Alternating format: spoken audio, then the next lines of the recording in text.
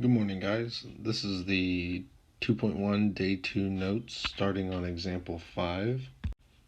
You'll see the first two problems are writing equations, solving them, and answering the question, while the last two, ending on number 8, are simple probability problems. Simple probability meaning what are our favorable outcomes out of our total outcomes. So let's start with number 5. A sample space consists of three outcomes, A, B, and C. We know that the probability of A is 1/3, and B is 3 times as likely as C. So they're saying that A is 1/3, B is 3 times as likely as C. Alright, well, each outcome starts off equally likely until we start assigning these differences that the clues give us.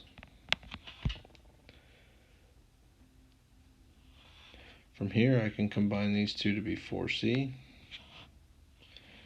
and I can subtract 1/3. Subtract 1/3 to this side, and let's clean this up just a bit.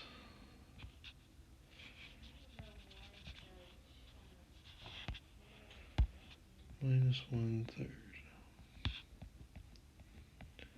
2/3.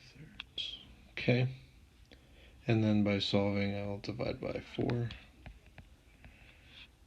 C equals 2/12. Let me show you how I'm getting 2/12. 2/3 over 4 is the same as 2/3 divided by 4. Keep, change, flip.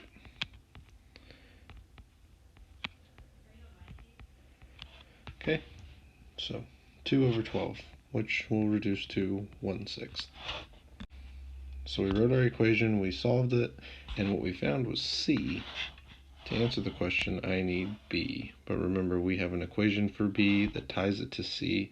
Very simply, all I have to do is plug in our 1/6 and get 3/6. So our final answer, if we reduce 3/6, is 1/2.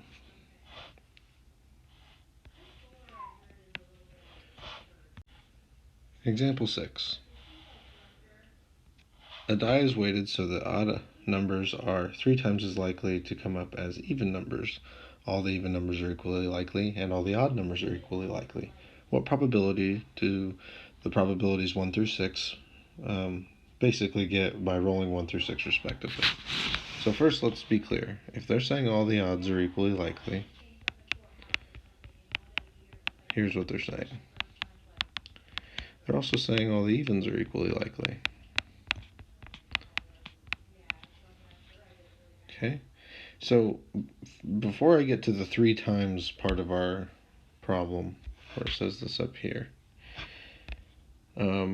since there's so many things equal to each other, if I just set one of these odds, let's say W1, if I say an odd is, which is the same as R, 3 times as likely as an even, let's just pick an even, I can use all these equal signs to make any kind of equivalency that I want. So let's look at our 100% certainty equation. We'd say W1, W2, all the way to 6.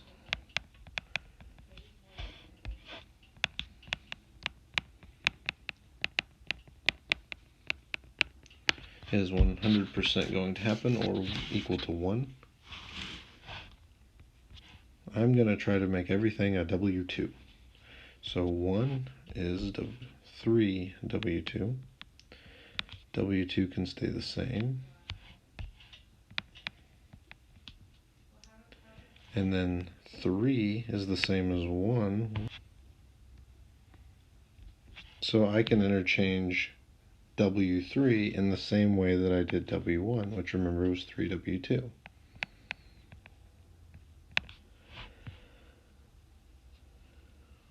We can also say that about W5.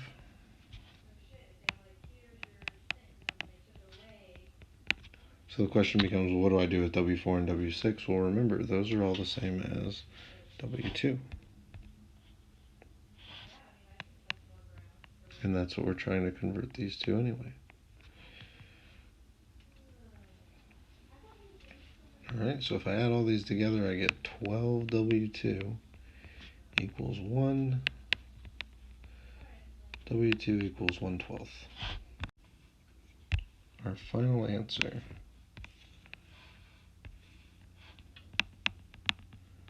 And these are all probabilities, so I really should have the P on the end.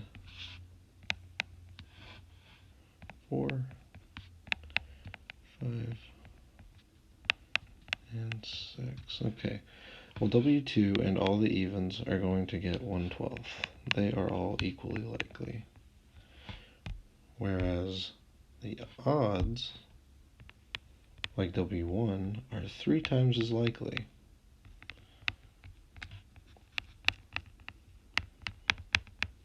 Or 1/4.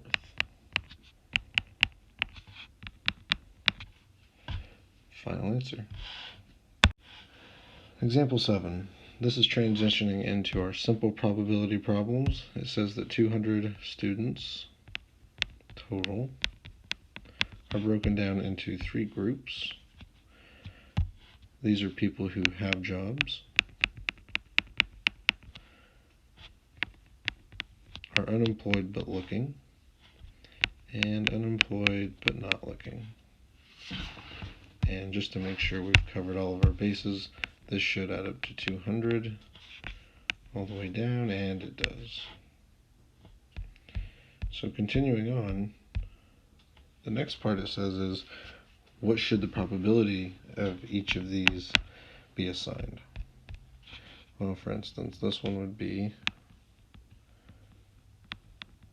probability of the halves, which is 104 out of 200. The next one,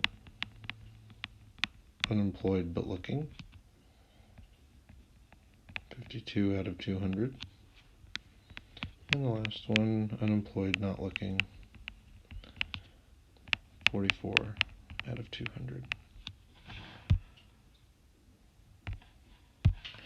You can break these down into percents just by dividing the top and the bottom.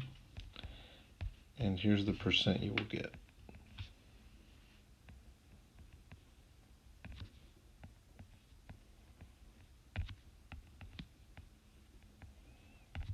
Okay, 52%, 26%, 22%, and just like before, where the total should have been 200, these are percents, so these should all total to 100, and they do.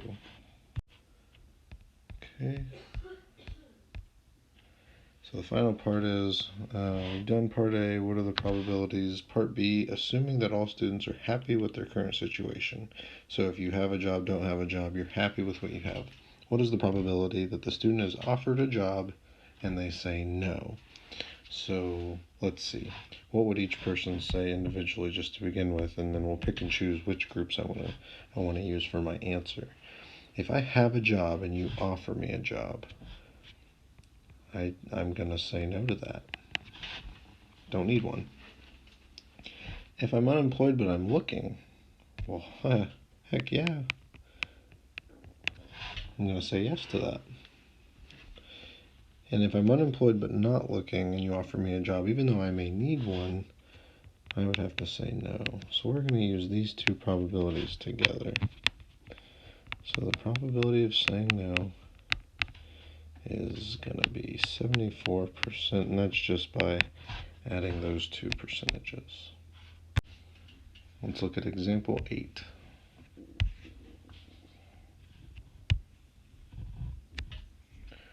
Product code consists of a letter selected from a choice of 3, X, Z, K, followed by 3 numbers, not necessarily distinct from the set 1, 2, 4, 7, so a set of 4. Codes are selected at random. So if I understand this correctly, they're saying you're going to pick a letter, a number, another number, and a third number. And these don't have to be different. So for the first letter, it says, part A, what probability should be assigned to each code? Well, for that's simple probability, I need to know the total. I have a choice from 3 letters and 4 numbers. So there are 192 total codes. So the probability assigned to each code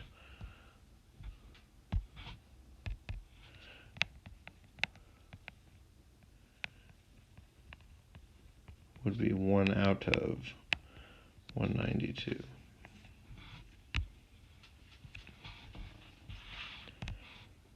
And last example of the day, part B, what is the probability that a code contains the letter X?